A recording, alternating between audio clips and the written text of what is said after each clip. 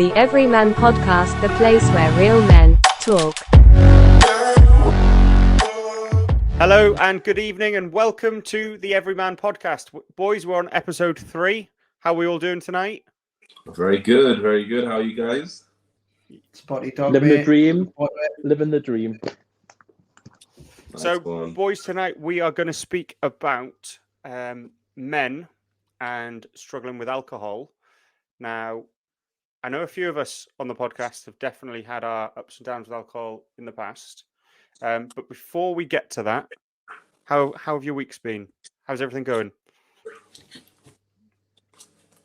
Yeah, I'll start first. Mine's been good. For people that don't know, and I think everyone does know, I'm still in recovery after a back surgery.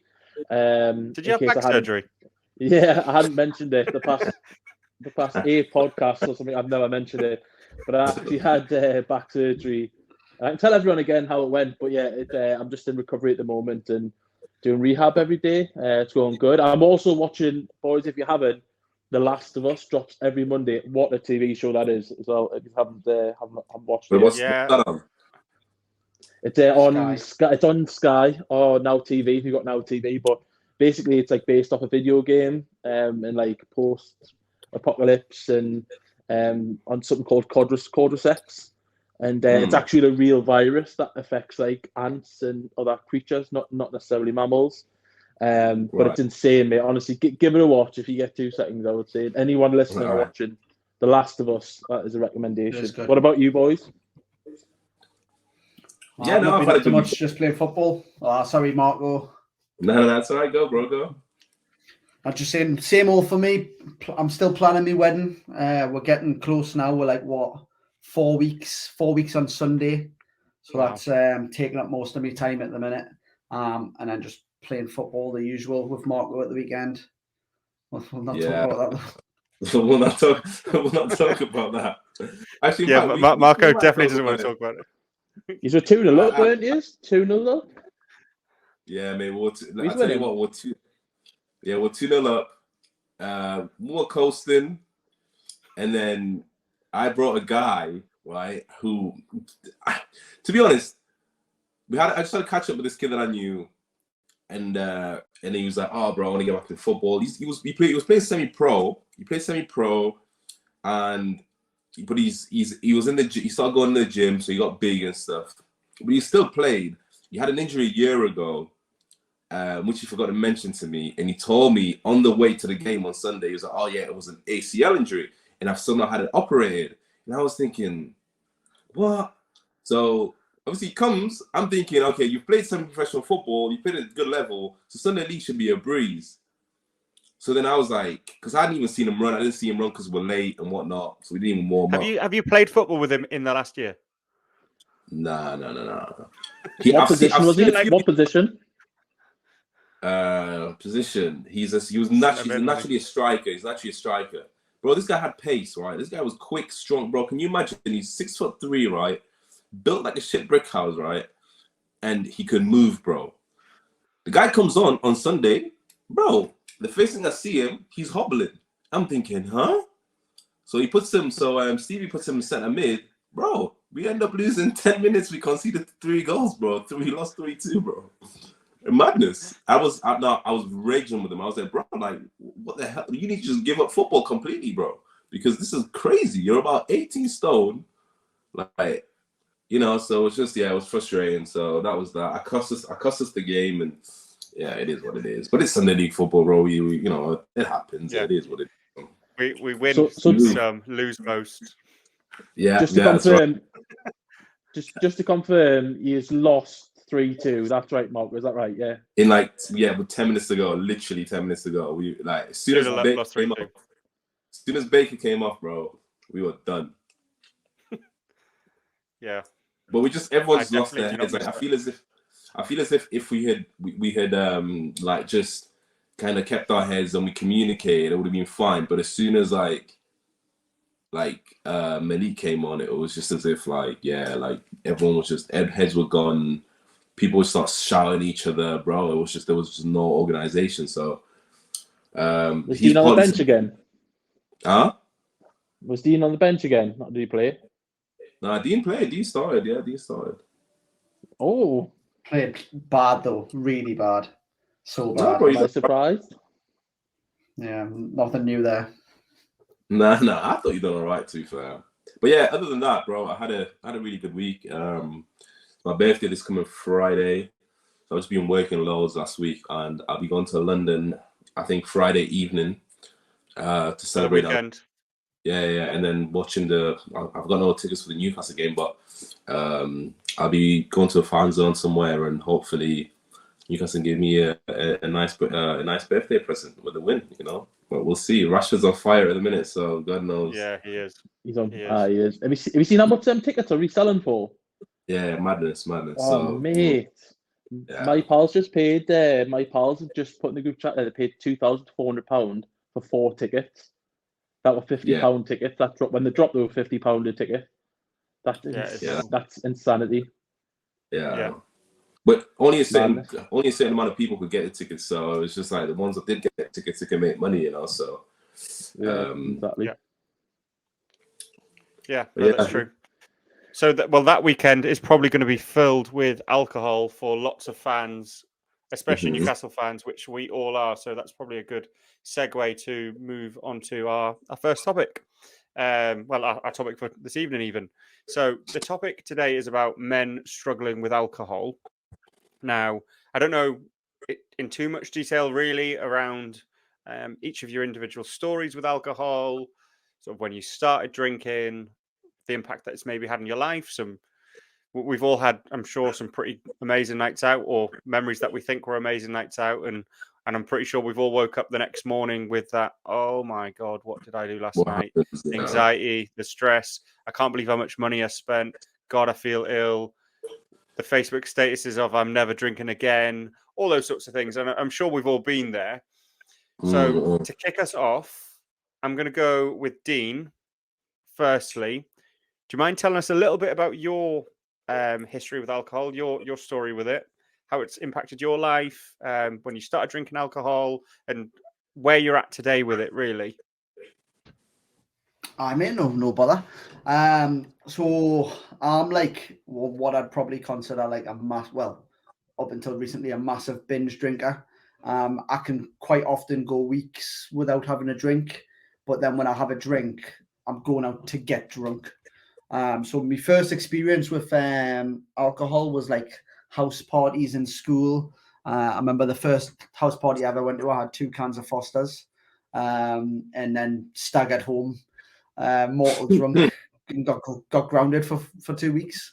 So that was my first experience, and then pretty much from leaving school, our culture, and if anybody's not from Newcastle, probably pretty much be the same anywhere in the UK, but it's just filled with just everything centered around alcohol. What you're doing this weekend? We'll go to the pub. Do you want to come watch the football? Should we go nightclub? And just a lot. And then obviously part and parcel of that is alcohol and then drugs as well, which has been a massive downfall for me with both of them. And you know, Lewis was touching on the sort of beer fear in the morning of waking up and not knowing where you are, and it's just, I mean, some of the states that I've been in over the life, to think about how I've got there, and how you even here today. I honestly think sometimes, how am I alive? The states that I used to get myself in, I don't know how it's possible. So I suppose looking at, obviously you've touched on some things there. At what point do you think in your head it clicked? Because knowing you now, obviously you're on a bit of a period of time of not drinking. I know you've got your wedding coming up.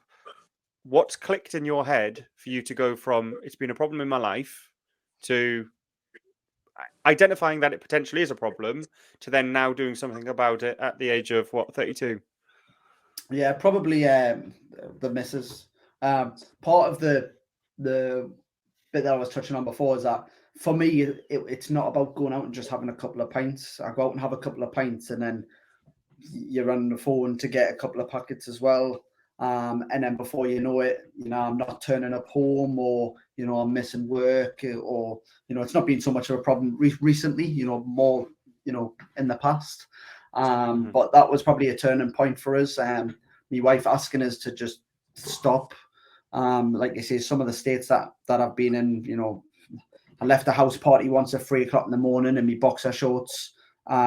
Tried to walk home, couldn't order a taxi or anything. So I thought, I'll just have a sleep in the street in the middle of winter. It was just after the takeover, the Newcastle United takeover.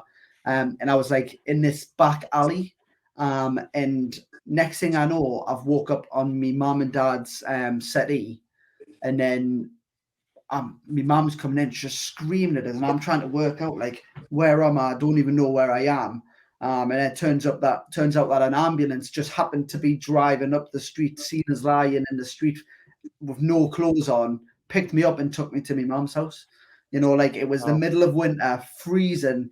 If nobody came, I could have died probably. I could have got hypothermia. I wouldn't have woke up. It's been that. But she wanted me to see a drugs and alcohol counsellor. And one of the things, like, it's hard because even now, even telling that story, I still don't really think that I've got much of a problem. Because it's like few and far between. I won't have a drink for months, but then I'll binge. So speaking to the counsellor, that's what he said. He said, it seems like you're a binge drinker. I don't particularly like the taste of alcohol. So when I'm drinking to get drunk. I'm not drinking for the fun of it. I'm drinking to get drunk. So one of the suggestions he made for me is when I go out, I can have 2 pints in the first hour and then just a pint every hour after that. So, if I'm out 5, 6 hours, I'm still having 7, 8 pints, but it's spread out over the evening. And if I just take my time with my drink rather than, downing it, and it's worked a lot better. You get drunk enough to sort of have a nice time, but not too drunk so that you're making a fool of yourself or, arguing. Like, when I drink, I get in arguments all the time. I get in fights with people. It's just not good. So I had a bit of a situation in October, and then since October, I went to my Christmas party. I had 6 pints, and then since then I've not had a drink. So since October, I've had 6 pints, on one day, and then since then I've not bothered, and I don't even feel bothered. I'm not interested in it. But next week Sunday will be a test because obviously Newcastle's playing in the final. All the boys are going. We're going to the pub. So if I do drink, then I'm just going to stick with the same thing: 2 pints in the first hour, 1 every hour after that, and no more. That's the idea. Yeah, we'll see. Well, then hopefully you're here on Monday for the podcast, eh? Well, at one point, like, I would say yes, and then I just know that I wouldn't be, because I'd know I'd be going out, and I'd know that I'd be going crazy, and I'd be on the phone to every Tom, Dick, and Harry. So yeah, but I'm confident I'll be here on Monday. You'll be the only one, mate. You'll be the only one who'll win. I'll be at the open bus parade on Monday night, me. By himself. Problem is, it'll be a double-decker bus, and knowing Ethan, he'll not have his clothes on the top of the bus. That will literally be me. You'll see me on Sky Sports butt naked, which everyone's already seen anyway. Cock a ball. Yeah, very true. What? Wait. I don't know this. You don't heard the story? You on TV? It's a drinking story. Well, no, not on TV, but I was plastered everywhere, like Facebook, Twitter, Instagram, a drunken night out story. But I'll not take away from Dean. I'll come back to that. Dean's got his moment to finish. Yeah, so Dean, my last sort of question for you on that. So firstly, thank you for opening up. It is really, and I know some listeners might think, well, he's just talking about it. What does that actually do? But I think when you've got any sort of challenge in your life, the real key thing is to admit that there's a bit of a problem and I need to address that. So with that in mind, what's been your process? And I'm very much respecting the fact that you're still absolutely on that journey. What's been your process in terms of how you've tried to deal with it? And what do you think your future will be with alcohol? To be honest, it's part of this whole, like, fitness lifestyle change journey that I'm on. I started listening to podcasts, and for anybody that likes self-help motivation, that there's a gentleman called Jordan Peterson. I was trying to save this for me, hear no evil, see no evil, but it's just come up now. And he was talking about how bad it is for you, and then when I'm out on my runs and I'm listening to these podcasts, and I'm thinking to myself, like, pros and cons, like what's the pro? What is the pro? Like, really, there's no pro for me. I don't enjoy the taste of it. I'm married, so I don't need to get the confidence to speak to girls or anything like that. I can have a good time without it. When I have it, it just makes me want to order food or anything else that you can order. And then it's just made us realize that it's not the be all and end all that it is here. One thing I will say is the only pro for me is that when other people are pissed, you don't get as pissed off, because I've noticed now when I'm not drinking and I'm with my mates and I'm just listening to them and I'm thinking, Jesus, do I go on like that when I'm pissed? So that sort of the whole idea of it. It's just made us think that I stick to my fitness goals, I stick to my diet, I stick to everything that I want to do when I'm doing it. I keep fit, I go for my runs, and just when not drinking, I'm not saying I'll never have a drink again. Like I say, I probably will. I just think when I do it now, it'll be in a moderation where, I'm not drinking to get drunk anymore. I'm just drinking to fit in, I guess, really. Yeah. No, that's a lot of what you've said there. I can really relate to as well. Actually, there's lots of things I can reflect on that, but this part's not about me yet. So, Ethan, let's move to you, because I think you started to talk just before there about some stories, and I'm pretty sure I've been there for half of them. But I'd be really keen as well, having been close to what a month or two difference in age. We've been friends for 12 years or something now. We both started going out roughly around the same sort of time once I moved up to the northeast. But I would be really keen to understand what your early stages of drinking alcohol were, and then a little bit about your journey too. Yeah, of course, Lou, and just want to speak out about Dean as well. Dean, you've opened up a sort of a massive topic of conversation there, and appreciate you being honest. No, it's not easy to talk about. I mean, my journey started very similar to Dean, but probably at a more later age. So when I obviously in previous episodes I mentioned struggling with weight, when I was sort of younger, like 13, 14, 15, I was sort of bullied, and I didn't really have friends to go drinking with, and it's not really a sob story, but then I started making pals, and I was quite protected from the outside world by my mum.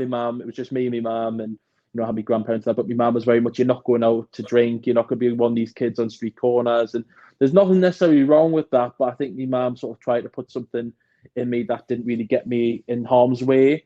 Anyway, I started going out about 16, 17, so I was a bit of a late bloomer, and my sort of early recollections is probably a 35cl of Glen's vodka and a big bottle of Boost, and walk around the streets drinking that with my friends, trying to chat with the girls. And, unfortunately, growing up, I was sort of the fat pal that had to sort of wingman me mates and things like that, and never really got the girl. But, then it sort of progressed, and the more friends I got, and the more I sort of breaking down barriers that my weight had put up, I started going out to the likes of Whitley Bay when I was 17 with my friends. You do a Thursday in Whitley Bay, you do a Friday in Plymouth, you do a Saturday in Whitley Bay, and then you do a Sunday in Plymouth and a Monday in Digital.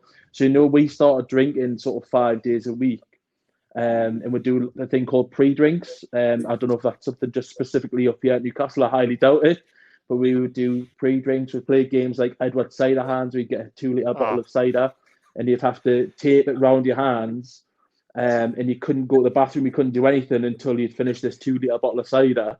And we played drinking games in the middle. And I remember recollections of our friends who were hosting house parties. Their moms would have to pick certain cards up for us so we could play card games while we were doing it.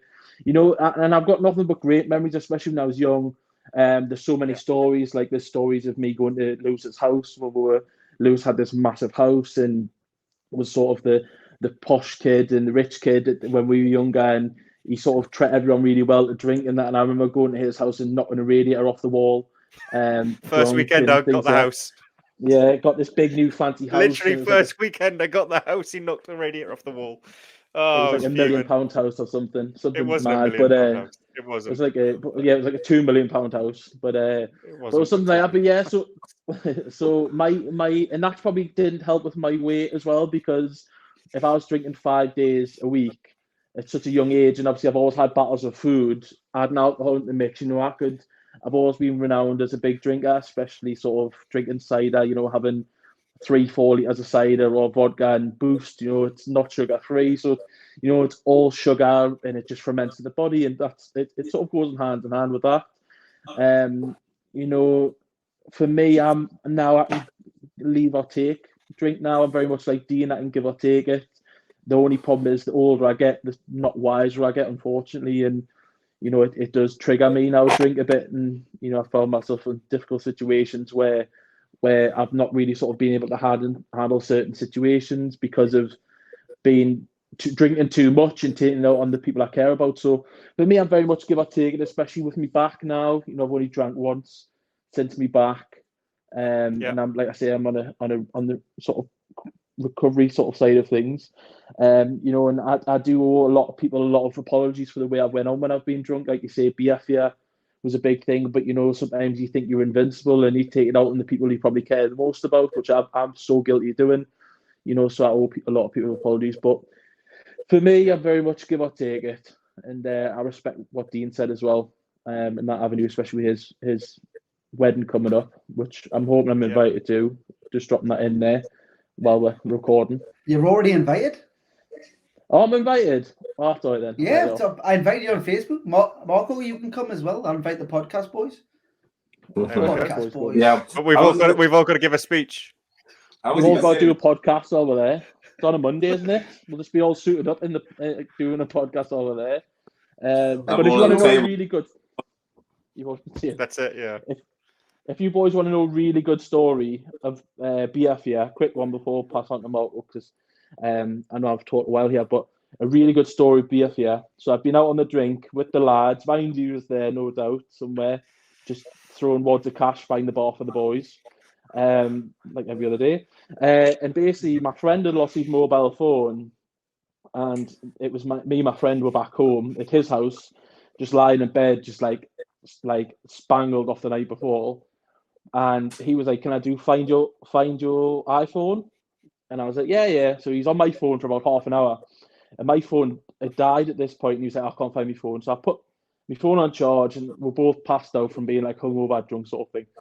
Well, I woke up a couple hours later, and my phone was charged, and my phone was literally on fire. It was like burning up. There was messages galore, things like that. And I looked on Facebook, Instagram, and Twitter, and there was a naked photo.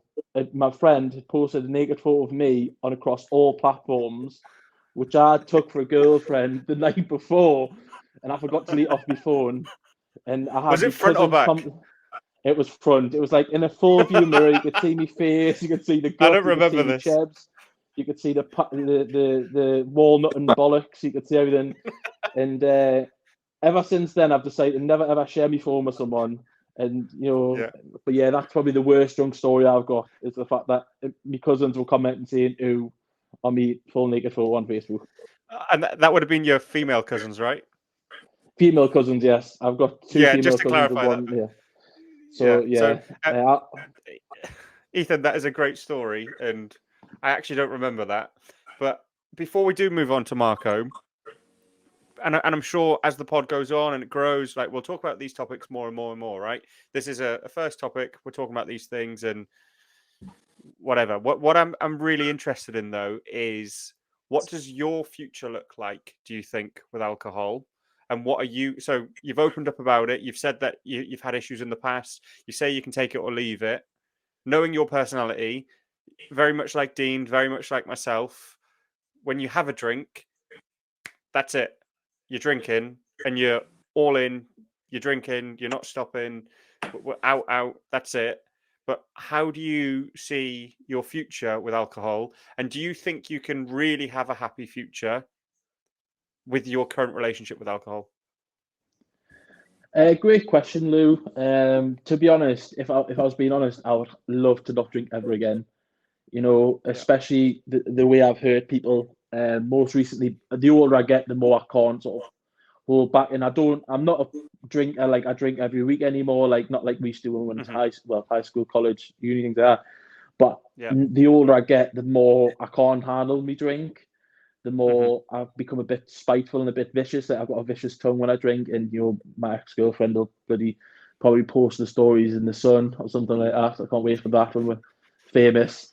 But you know, I owe her a massive apology, and I owe, you know, like, to me mum an apology for like coming to pick us up when I'm mortal, picking us up off the curb and stuff. You know, similar situation to Dean, probably not to that extreme, but you know, the people close to me have suffered. And if I'm being honest with you, I would happily never ever drink again, because I don't really think it gives me much benefit. Like, I'm really good looking, but like, I'm a big lad still, and like, girls you don't really go out to pull lasses really when you're a big lad. They don't really look at you the same. You know, they'd rather probably sleep with a tramp than sleep with a fat person.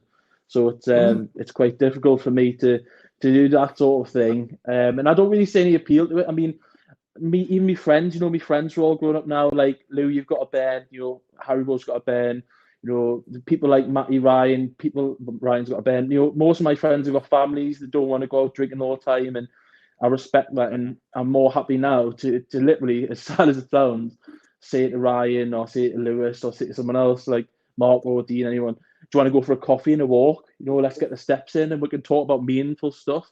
You know, like, I see my friend Ryan, who's been has been a rock during this time with me back, and he's been fantastic. And I seen him the other day, and he was like, give me a book, you know, Rich Roll's book. I don't know if you can see it. So, and people like that, people and friends like that who don't encourage you to necessarily go out and drink and make a tit of yourself, but actually encourage you to find better hobbies and be better in life. I think they're the people that are invaluable. So for me, if I'm honest with you, Lou, I would love to never drink again, but can I do that? Probably not, because, you know, I've got work events, I've got Christmas parties, I've got birthdays, you know, and exactly, the social pressure's really there.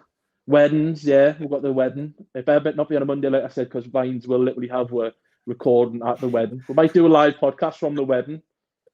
Yeah. There'll be a day in the future people want us to come and talk at their wedding. Don't worry. Probably not me, because I'll be a mortal mess, but anyone else can do weddings. I'll do bar mitzvahs. But that's my take. Over to you, Lou and Marco. I'll let you have the limelight for a bit. Marco, do you want to go? Because I think you've got a slightly different story to the first two. So I don't want to go next, because regrettably, and I'm laughing because I'm embarrassed, mine's very similar to Dean and Ethan in that sense. So I think it'd be good to break up the stories a bit. Yeah, well, to be honest, boys, I've never really been a big drinker. You know, whenever I've drank, it's always just been, you know, during social events, or just going out with the boys. But I've never really, I could count on one hand how many times I've been like mortal drunk, you know, like to the point where I'm like, I can't really remember the night before, you know, probably just a handful of times. But for me, my story started when I was younger, when I migrated to this country. When I came here, I was probably about 7 or 8 when I came to the UK. As you can imagine, obviously, I came here with just my mum. And of course, my mum was a young lady at the time as well. And, you know, because obviously the stresses that she would have endured during the process of like migrating to a new country, where completely new culture, you know, completely new language, you know, you don't really know your way around. So I think she found comfort in drinking, because she was never really a drinker when we were back in Africa. But when we moved there, she started drinking. I think it was more of a coping mechanism for her. And then, you know, and during her time of drinking, obviously I used to be around her, and, you know, and I used to hate the states I'd see her in, or whenever we used to go and visit people, we'd go to, I don't know, like, you know, people who, like, you know, sort of immigrants who'd moved here, would go visit them, and we'd do stuff together. And a lot of the time they'd be drinking. I just hate to see the state that my mum was in. Like, you know, I used to love her when she was sober, and then when I'd see her when she was drunk, I used to always cry, and I used to say, "Mom, you need to stop drinking." Obviously, I didn't know what it was. I just knew that she was completely different once she was drunk. And so that memory of her being drunk and in that state growing up, which just never appealed to me, you know. And so that's my story in terms of alcohol. And I just personally, I just hate the taste of alcohol, you know, like I can't stand the taste of alcohol. The only alcohol that I really ever enjoyed is any, do you know, like Bailey's, the coffee sort of tasting drink. Yeah. Yeah. So anything that tastes like anything but alcohol, I'll have. If it doesn't taste like alcohol, I'll try it. But saying that, boys, will you ever see me having a drink? Absolutely. But will you ever really see me getting mortal drunk? Probably not. Because it's never really appealed to me, you know, like I can't lie, I love food, but alcohol has never really appealed to me. If someone I know it sounds as sad as it sounds, even when I'm out with the boys and everyone's having a laugh and everyone's drinking, I'm happy for everyone to be mortal drunk. And yeah, I will have a drink, but I'll never ever get like crazy drunk. I'm always thinking, at what stage am I now? Like when I'm drinking, I'm like, do you know when you go past the stage of being sober and then you're kind of tipsy. And then like I always try to stay in the tipsy zone. Because once you hit like, you know, the really drunk stage, that's when it's all downhill, you know. That's when you lose memory, you forget what you're doing, you forget what you're saying and blah blah blah. So I'm always conscious when I'm drinking to not get like ridiculously drunk. And so yeah, that's my story really. There's not really much to it, but the fact that I just don't like alcohol. Yeah, I think where you think there's not much to it, right?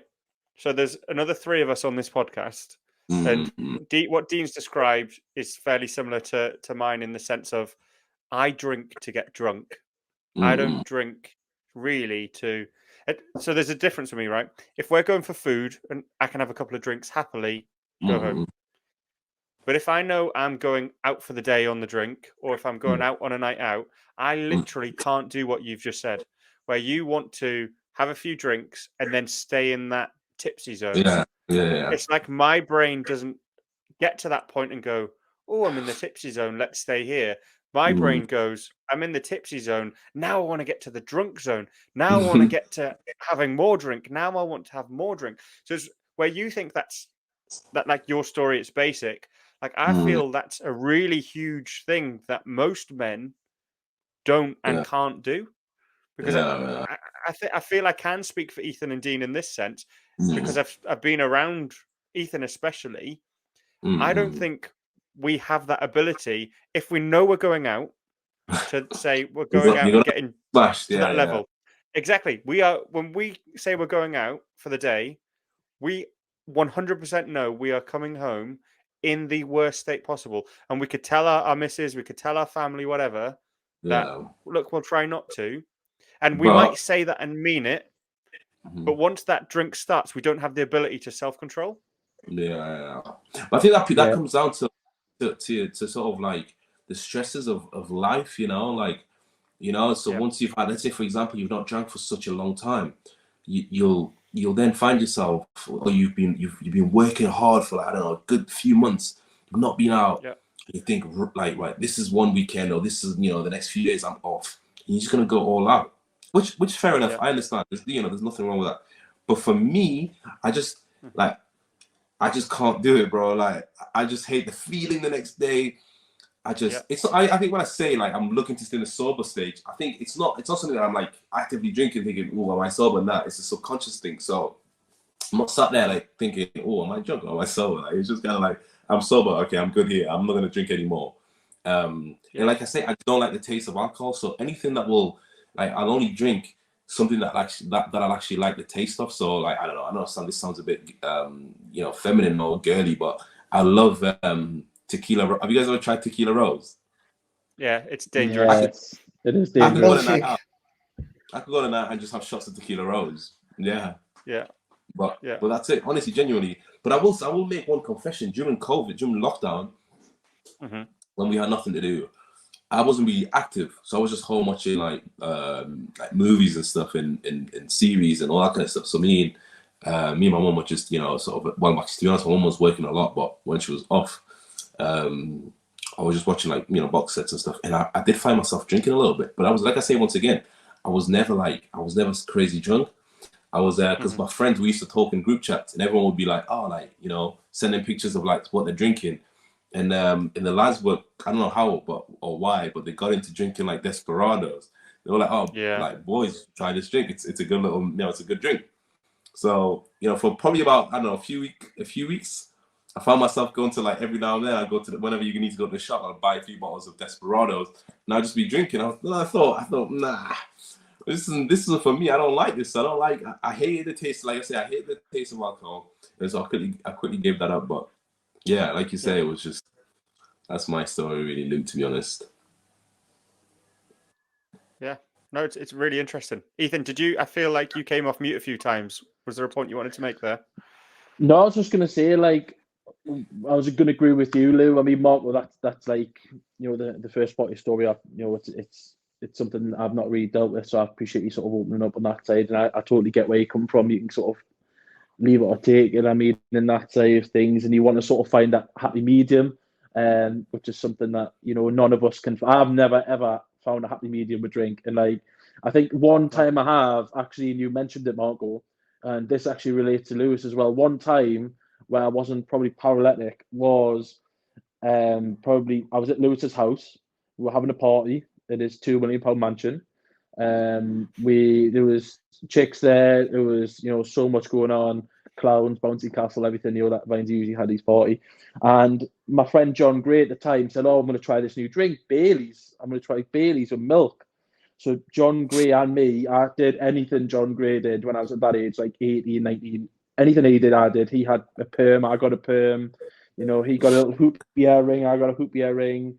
And me and him both got a bottle of Bailey's, and I think it was 8 litres of milk each. And the whole house party, me and him were just drinking Bailey's, like a shot of Bailey's and like a full glass of milk with a shot of Bailey's.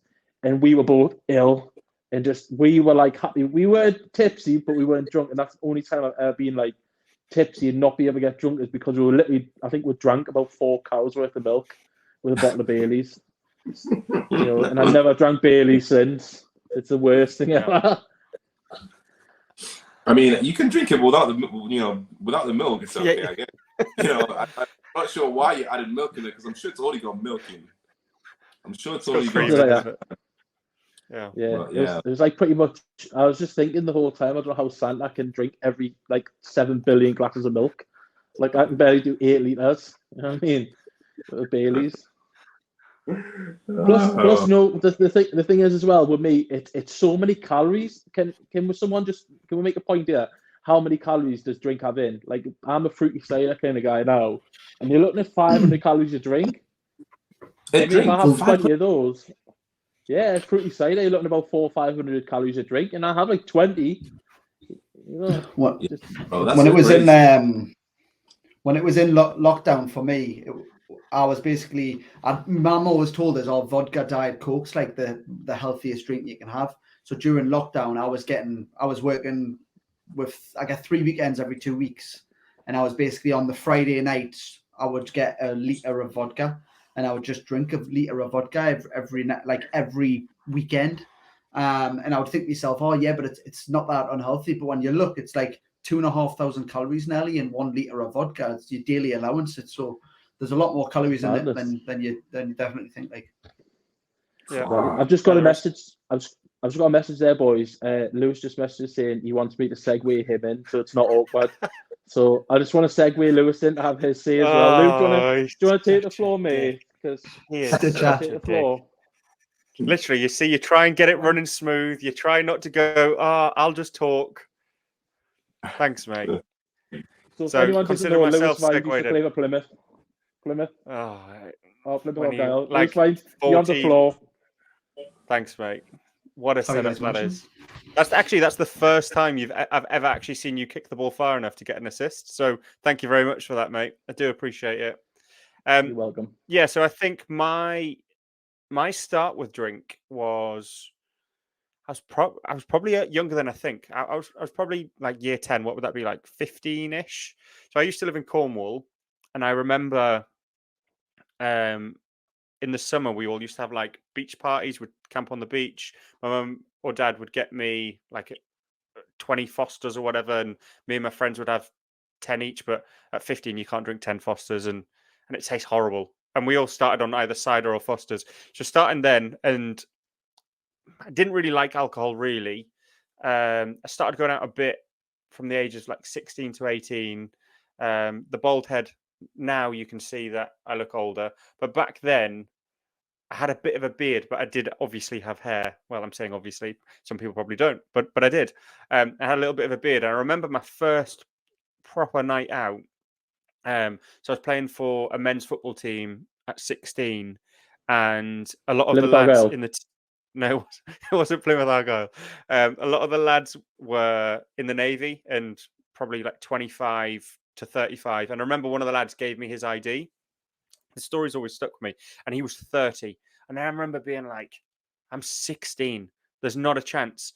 And the bouncer even looked at the ID and was like, "You're not 16." Exactly, like no 16-year-old looks 30. Like I had no beard. I had a tiny bit of like grey stubble. What Marco hasn't really shaved on there. Like it was literally like a shadow, really. And obviously had hair, so it didn't look as old as I do now. And I got in.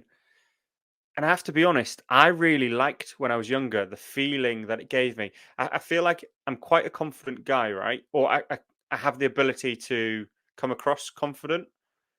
Like I can put on a front quite well. Inside, I'm like everyone else. Like I get really nervous. I overthink things, and alcohol seemed to give me that like because it does. It gives us all that like fake confidence, doesn't it? Where you feel like you can say anything, you feel like you can do something, you can feel you can be whoever you want when you've had a drink. And again, 16 to 18, I went out a bit, but not massive. It wasn't a big part of my life. And then I moved up to Newcastle. And Dean, I think you highlighted it at the beginning when you started talking. Newcastle is like next level for drinking. So my friends down south, they don't drink. They might go out a few times a year. They can all go for food, have a couple of drinks, and go home.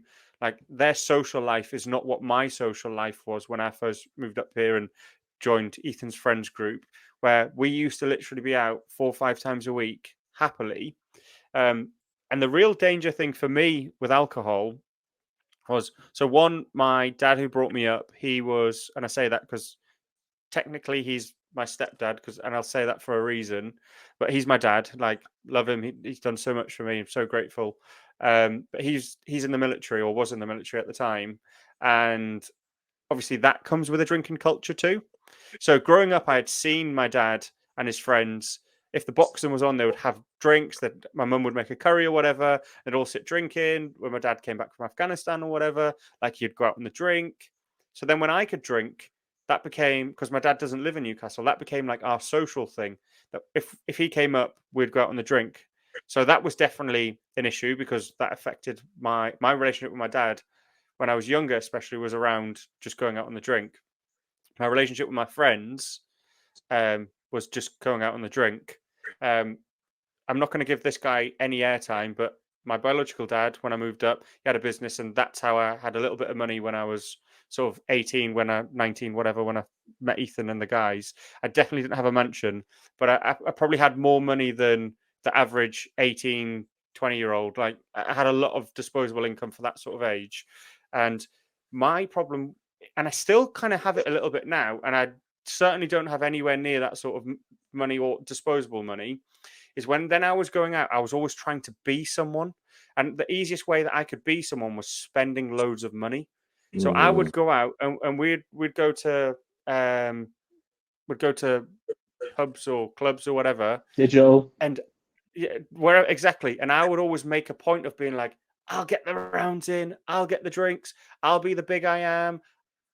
I'm a complete bellend. Like I look back at that time, that damaged me and my relationship with alcohol so much, right?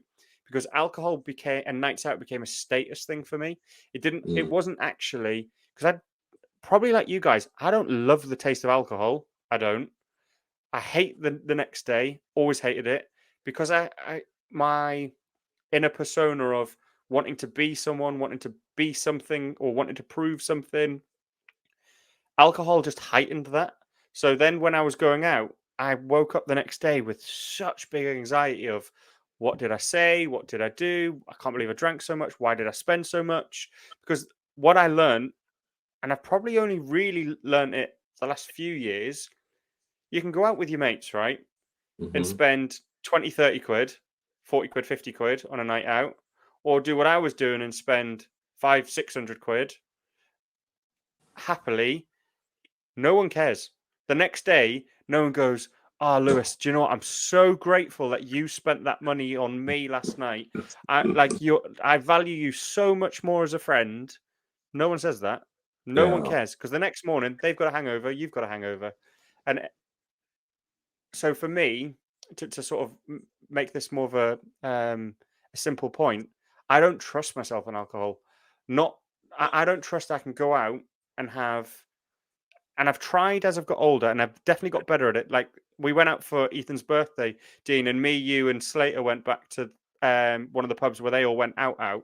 And I feel like we then just slowed it right down, had a few pints. It was steady, but we probably still had 6, 7 pints or whatever it was. It was steady. But very rarely can I do that. So when I'm out, I'm like, I have to go out. I'm on it. And I'm at the stage now. So I'm 30. I've got a 7-month-old. He's 8 months and 2 days, actually. So nearly 8 months. I don't want to be the dad who my son sees lying on the floor, hungover, doesn't do anything with him the next day. So I've set myself a challenge this year that I'm not going to drink at all in 2023.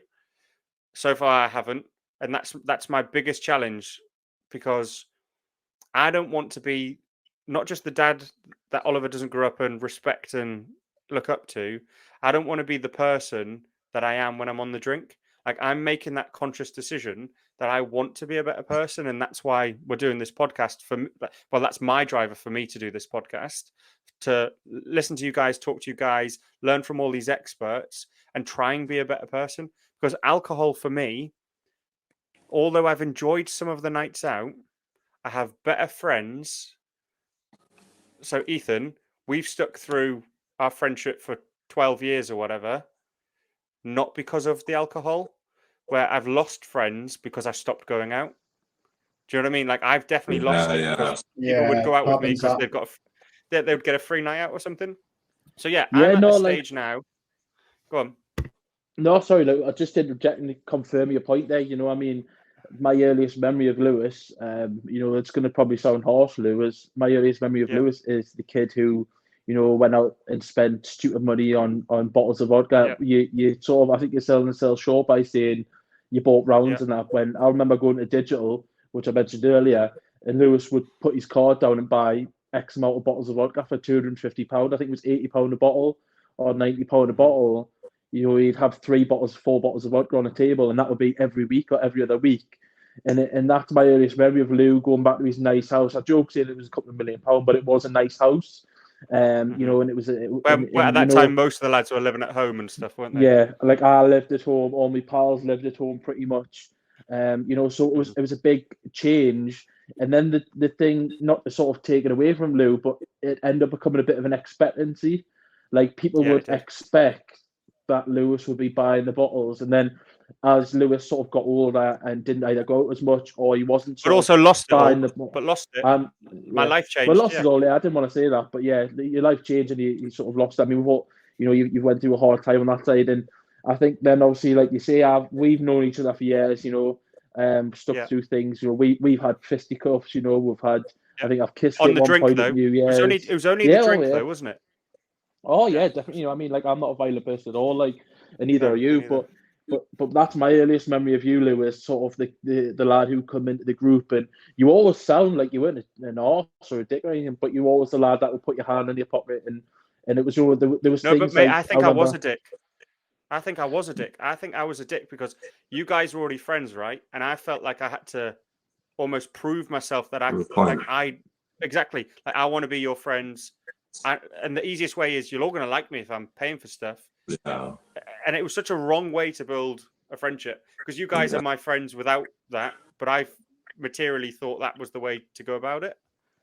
I think when you're young, I think when you're young, I think most people think that, you build friendships, based on, what people will do for you or what you will do for other people, and that's what you think will keep your friends happy. If you do whatever the most that you will do for someone else is what you think, you're essentially buying, your friendship via, the process of like either, being able to give them a lift if you're the one that drives, or going out, being able to, buy them drinks if you got the money, and that's what happens is at a young age. You find that, a lot of kids go out and, they seek friendships through just,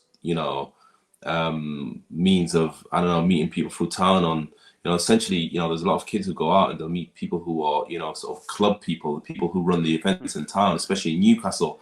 And, they have these circles of people who necessarily don't really care about them. It's just some people I used to know would go out with people they don't even know, but they'll just go out with them for a night out, but they never make, they don't become friends. They don't become long-term friends, And so, that's the, that's just the negative side of alcohol and going out and drinking. Because you don't know who's I remember. Sorry. Yeah, go on, Dean. Sorry, Margo. No, I'll just finish up, mate. Yeah, no, I'm done, mate. I'm done. Go ahead, mate. No, I was just, do you know what? It's just bringing back so many things. Like when I did, I moved away with my first girlfriend. She was from Cornwall, actually. So I moved down to Penzance when I was like 17. So I didn't really go out drinking and all that until I come back when I was like 21. And when I was 21, I was living with my grandma. And I get on with my parents. It's just I've always been really close to me nana and granda. When my granda died, I moved in with my nana. But I would invite people back to my nana's house. Well, this is going to sound really bad, but my nana was deaf in one ear. So she didn't mind if I brought some people back because I did, as long as it didn't wake her up. And like I used to invite these people back to my house, and for years I would consider myself and them really, really close friends. And like now, if I think about like now, I think out of all of them people, maybe like 20, 30, 40 people, I'm maybe friends with like one or two of them, and it is that sort of thing where you similar to sort of Lou, obviously you've kept some of the friends that you've had, but so many people just take advantage of that situation and use it for themselves. And when you're drunk yourself, you don't really care, do you? No, not at all. Yeah, there's some really, really interesting points there. I think from my perspective, just to end on my bit before we move on to the next part, my future with alcohol, like you, Ethan, I really hope to God I don't drink again. Like, I really hope that, because I don't like the person I am when I have a drink. I don't. So I want to get past this year and then prove to myself. I've already done 2 months, right? I'm nearly done 3 months. Not like I ever was a drinker. I'm just a binge drinker. I want to prove to myself that it's not needed in my life and I can move past it. Exactly, Lou. And I just want to reiterate, like obviously you saying you don't want to drink for this year. I wish you good luck, Lou. I wish you all the best, because I wish I had the willpower to do it. And I know I made jokes with you on that first part, but I do sort of want to apologise and make sure that everyone on here knows I am serious about apologising. You know what I mean? My ex, my pals. I ruined my pal's engagement party not long ago on my 30th birthday by being so drunk and just a mess. So I owe all of these people an apology, and like I say, Lou, I wish you all the best, and hopefully you can do it and give me a bit of inspiration to sort of kick on and try and do it myself. We'll do it together. Yeah. We'll do it together. Yeah, we'll do it together. I mean, after the final, I'll give you that one. I'll start after the final. See, I'm not even on the final, so there you go.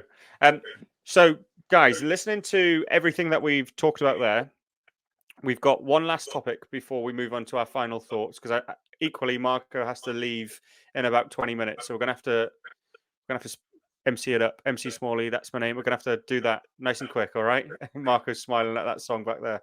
So, in your perspective, individually, and we'll go back around the group here.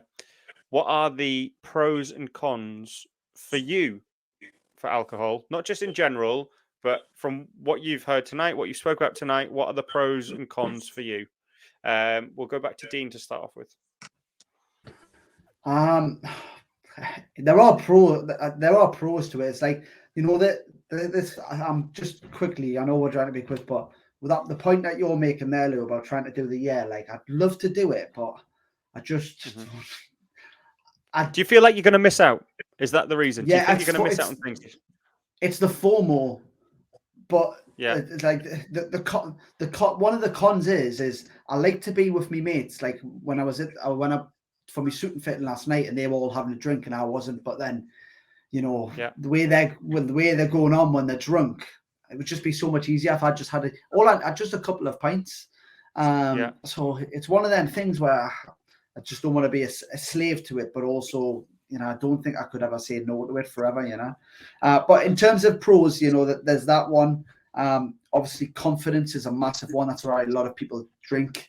You know, it does numb the pain for things. You know, one of my serious times of alcohol was just after my nana died, and I was drinking all the time, and it does help with that. But it's not the best kind. It's not the best thing for you. You know, obviously there's much. Do you think it helps though?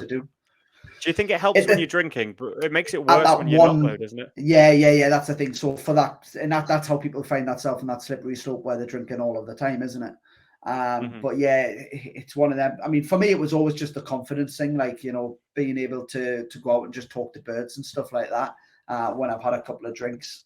But obviously the cons are, you know, the way you feel the next day. I mean, me, you know, I like to play like sort of devil's advocate, you know, as a sober person, but I'm not quite an argumentative person normally. You know, I'll call people out on their if they're like literally talking shit. But other than that, not really. But when I have a drink, I'm like looking for an argument. I'm wanting someone to say something, even if it's the missus. Like I just want to argue and, you know, punch walls, all that sort of stuff. You know, slam doors and break wardrobes. You know, so it's just, as much as I'm saying I don't want to drink and that again, I think I probably will still have a drink now and again. I don't think I'll ever get back to that level again. There's just too many cons for the pros. Yeah. Honestly, I think Dino. You know, I think if you, like you say, it's obvious that you don't want to be in those states. You know, it's you know, it's apparent that you don't want to be in these kind of states. So, you know, I mean, I don't know how this works, but set yourself a challenge. You know, I don't know. I know it's easier said than done, but you know, just having a few, try and stay, you know, in the sober stage, maybe, you know, have a few and see how you feel. Because I think when you're in the sober stage, I don't know about you guys, but you're in a happy sort of like happy medium. Yeah. You're on the up, aren't you? Yeah, you're kind of just like, you just kind of want to, you know, you want to chat to people. You're happy. You're enjoying the time. But then I think once you fall past that stage, that's when shit just goes south. Anything can happen, you know. You know, anything can pop up any time. You can, like you said, you know, you can. You know, and argue. You know, you're looking for someone to confront and someone to have an argument with or fight with or whatever. So, and that's the part that you really want to avoid, because really and truly, when you're drunk, say imagine you come across someone else who's sober and you confront them, they smack you in the mouth. You know, before you know it, when you're drunk, especially, you can't really look after yourself the same way you would be if you were sober, if you got a situation like that. So yeah, I mean, that's. Oh, I'd never have a fight if I was sober. Never in my life would I have a fight if I was sober. Yeah. Like, I'm too sensible. I would just talk my way out of it. Like, no way. But when you're drunk, you're just different person, aren't you? Yeah, Jekyll and Hyde alcohol is. That's the right one. Ethan, what's the pros and cons for you with alcohol? Yeah, so, you know, straight up from the back, I would never encourage anyone to drink, you know, socially or in the house by yourself, or, you know, you would say you would actively not encourage it.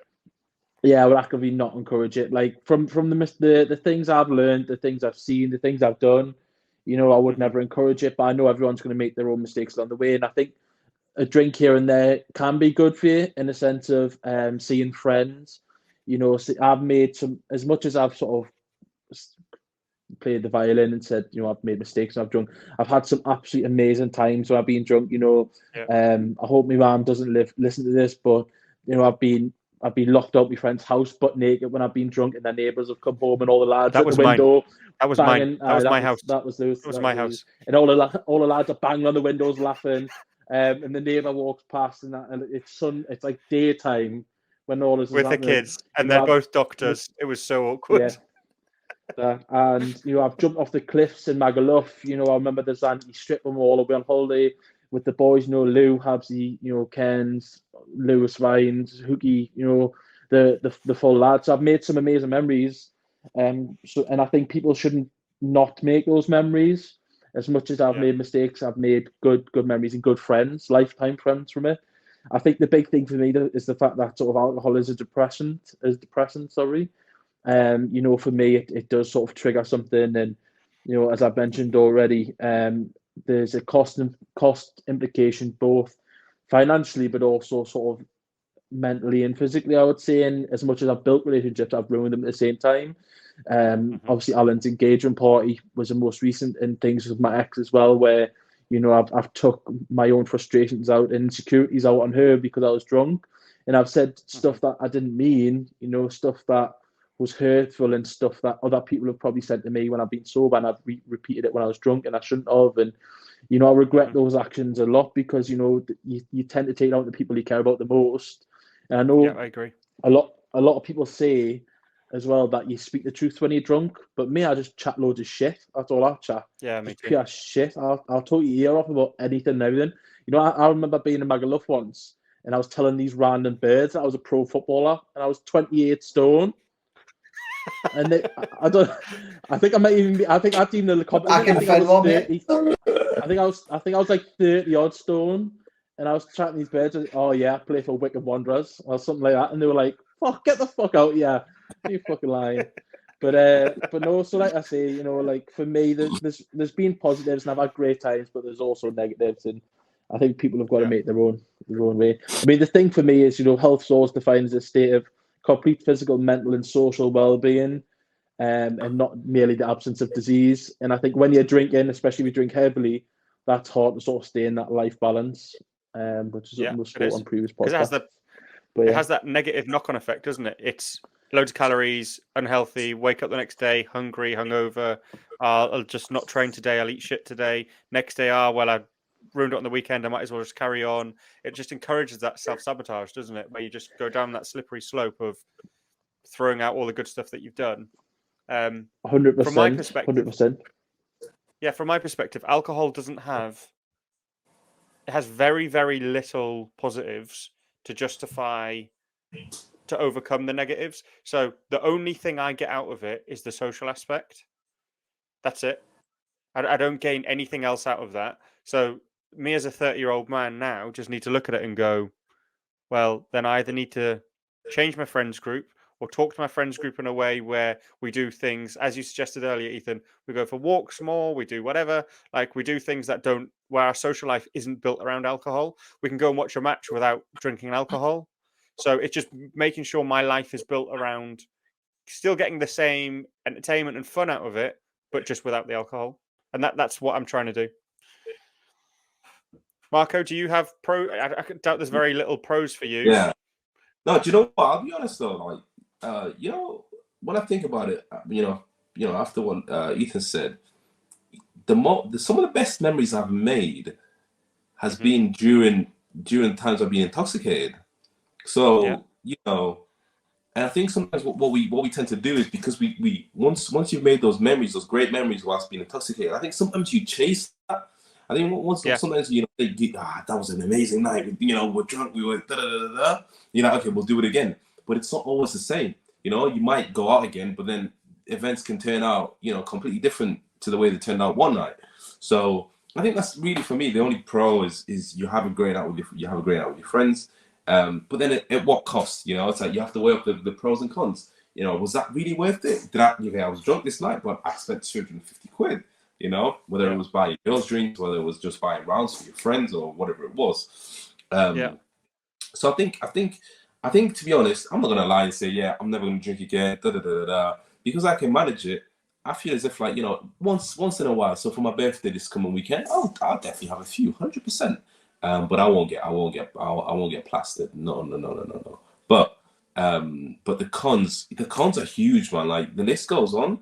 Like when I hear stuff like when I hear stuff like men, I think it was a stat that came on the telly when the World Cup was on, you know, and they were saying that, you know, men, once they get into something like, you know, men that are married, once they get intoxicated, you know, they become a lot more abusive. But this will be the same with women as well. You know, if you get, you know, heavily drunk, become abusive towards your partner, whether it's your kids or whatever it is. And I can't respect that. You know, I can't respect. For me, I would hate to be in that state where, imagine, you know, I get drunk and then I go home and take it out on my missus or my kids just for what reason? You know, it just doesn't make sense. Because you drank too much. Because you drunk too much, yeah. It's just like that. You know, I could never respect anyone that done something like that. So for me, you know, the cons are huge, you know, but if you got a good relationship with alcohol, you can balance it correctly. I think it can be part of your life, you know, but you know, as long as you do it in moderations, but that's just like anything in life, you know. So no, that's a really good point. Guys, now we're moving on to the last bit of the podcast here. This is just the wrap-up part, our final thoughts on what we've learned from each other tonight, and is there anything you're going to take away from it? Lou, do you want to kickstart us off so I don't get another text about segueing in? You get yours out of the way. Do you want me to go first, do you? Yeah, you go first. Is that 2 assists for you tonight? Two assists, yeah. My lucky night. 2 tap-ins for me there. My final thoughts would be, I've really enjoyed listening to everyone here. Marco, I definitely, if I trusted myself to be how you are, I wouldn't be doing what I'm doing in terms of trying to make sure it's not part of my life. But I don't trust myself, and I'm not sure I ever will with my type of personality. So for me, it's a long journey ahead, and I'm not saying I can't sit here confidently and say I'm never going to have a drink again, but I can sit here and say I never want to drink again. So that's where I'm at mentally with it. And hopefully you guys you don't have to be on that page, but we're all good enough friends to still have lots of social times without that. Mm-hmm. Yeah, that's my final thoughts, I think. Ethan, I'm Nothing really profound. Was it Marco? I'm gonna give you this. Yeah. Thank you very much, Marco. So mine would be, we've shared great stories. We're just a couple of friends, you know, who are opening up, and this is a form of therapy for me, and you know, getting to talk to you guys and hearing everyone else's experience and realizing I'm not alone. And I think for me, just to put out there that whoever's listening or watching, or you know, you're not alone in this sort of things. No matter how hard it can be or how dark things can get, you can always reach out. You know, I know some places you've got like Mind. It's a great website. You know, you've got the likes of AA, Frank. We Are With You. Places like that are all linked with Mind, so you can go and talk. If you can reach out to us as well on the podcast. We are in the process of getting sort of social set up, so we'll get them sort of sent out as well. And I think as well a big WhatsApp as well, I think. Yeah, definitely a big WhatsApp, you know, and like I say, even if it's Lewis or Ethan or Dean or Marco, I'm struggling, can we go for a walk and get a coffee if you're nearby us, you know? At the moment I'm doing a lot of walking for my rehab, so I don't mind sort of going out with people and having a talk, you know what I mean? And if you don't want to talk to us, there's other avenues like BetterHelp. They're a massive sort of therapy, online therapy, talking therapy that I would encourage people to look at. It's affordable, you know, and you can speak to professional therapists out there. That would be my takeaway, is just make sure you've got the tools at your own help. Don't just listen to us and our struggles. Just make sure you're helping yourself as well. That would be my thoughts. Over to you, Marco, the sexy Marco. Over to me. Well, to be honest, gents, by all means, I'm just going to say that just because this topic is, I think it's a topic that maybe suits me in terms of being the one that's not the big drinker.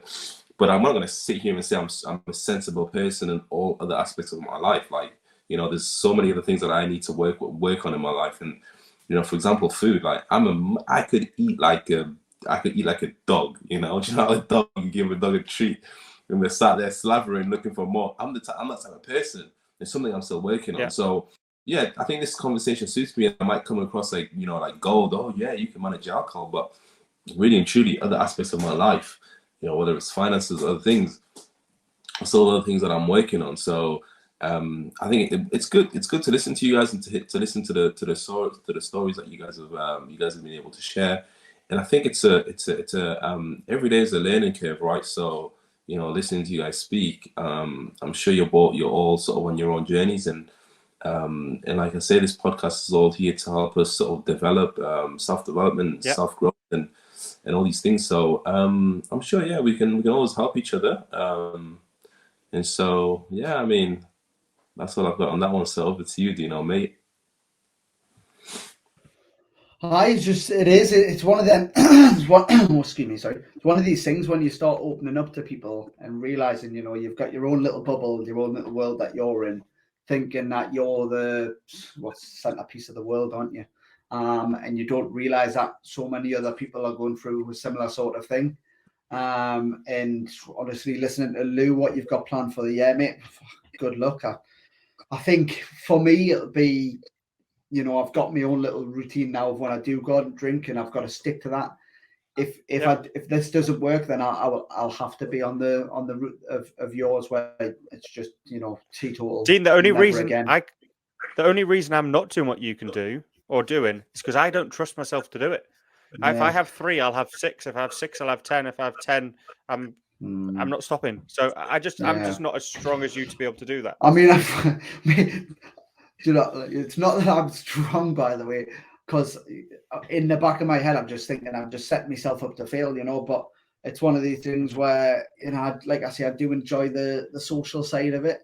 And I don't think that if I was to give up drinking completely and not go out and, stay sober, I don't think I would keep going out with these people. Like, not to say that they're bad people, it's just the way that people go on when they're drunk is just unbearable when you're sober. So, you're right. But it's interesting to know that we're all going through a sort of similar thing, and just to get different people's points of view. And like you said, if, like Ethan said, people that are struggling, seriously struggling, there are plenty of avenues for you to have a look around as well. Yeah, I think I'll end on. God. Oh, yeah, I was going to say, just on what Dean was saying, you've made a great point there, Dean. You're probably not the center of everyone's world or universe, but you're actually the center of your own universe. You're the sun in your own universe. You need to make sure your planets are aligned. So fair enough, I'm not Lewis's son, I'm not Marco's son, I'm not Dean's son. I'm not necessarily, the world doesn't revolve around me, but use our planets in my solar system, and I need to make sure I look after them and you look after me. So just make sure you're looking after your own universe and let everything else sort of work itself out. That was a great metaphor. I love analogy. Astronaut Ethan, well done, mate. Yeah, astronaut. Ethan, love it, mate. Yeah, astronaut Ethan. You've always wanted to be an astronaut, so you've made it. A astronaut, Yeah. Well, gents, that has been a brilliant episode, actually.